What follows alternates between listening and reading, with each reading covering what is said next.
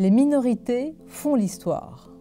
C'est la raison pour laquelle les dizaines d'étudiants qui ont organisé le blocus de Sciences Po Paris pour manifester, non pas dans l'unique but de soutenir les Palestiniens, c'est une cause tout à fait légitime et urgente alors que se prépare une offensive sur Rafah, mais surtout ils ont manifesté contre l'existence de l'État d'Israël, eh bien ces étudiants ont déjà remporté une victoire.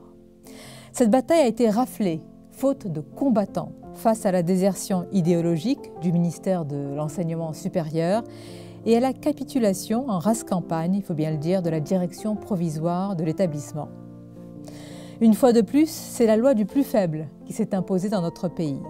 Alors certains se rassureront en affirmant qu'il ne s'agit là que d'une poignée d'étudiants et que la majorité n'a pas basculé. Terrible diagnostic, en réalité, qui nous empêche collectivement de provoquer un sursaut salutaire. Car s'il est vrai que la plus grande partie de la jeunesse française ne se retrouve pas dans les slogans de haine qui se propagent dans certaines de nos universités, comme une traînée de poudre, une dangereuse pulsion anti-Occident ne cesse en revanche de gagner les esprits des plus jeunes.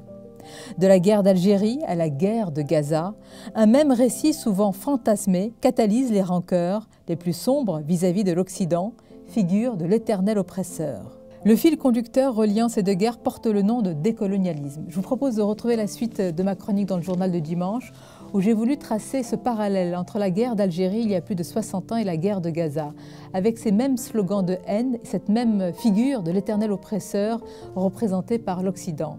J'ai voulu aussi rappeler à travers l'histoire la figure des Français reniés. C'était à l'époque de Jeanne d'Arc, vous savez, ce sont ces Français, ces collabos qui ont voulu voir une France anglaise. Eh bien, je pense qu'il y a aujourd'hui de nouveaux Français reniés.